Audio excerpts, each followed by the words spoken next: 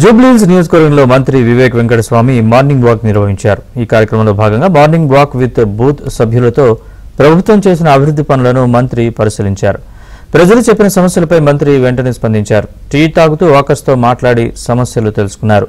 BRS కమిషన్లు తీసుకుని ఖజానా ఖాళీ చేసి దోచుకుందని వివేక్ వెంకటస్వామి ఆరోపించారు.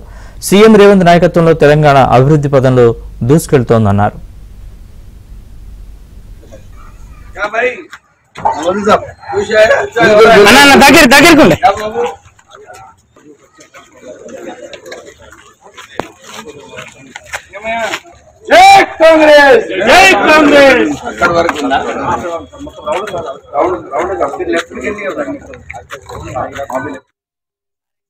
టీఆర్ఎస్ ఖజానా ఖాళీ చేసి దోపిడీ చేసి కమిషన్ల మీద కమిషన్లు దోచుకొని పెద్ద పెద్ద బిల్డింగ్లు ప్రాజెక్టులు కట్టి కమిషన్లు దోచుకున్నారు. మన కాళేశ్వరంలో చూసినాము, మిషన్ భగీరథలో చూసినాము.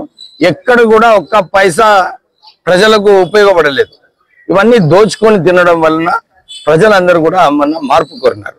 ఇప్పుడు ఈ జూబ్లీహిల్స్ నియోజకవర్గంలో అన్ని ప్రాంతాలలో ఎక్కడైతే ఈ నాలీలు అవసరమో, సిసి రోడ్స్ అవసరమో, ప్రత్యేకంగా ఈ రోజు పాదయాత్ర చేసేటప్పుడు ప్రజలందరూ కూడా చెప్తున్నారు, సార్ మాకు ఈ హైటెన్షన్ లైన్ ఉండే ఇప్పుడు దానికి కేబుల్ వేసి ఇస్తున్నారు, దాన్ని కూడా షిఫ్ట్ చేయడం జరిగింది, బంచింగ్ చేయడం జరిగింది.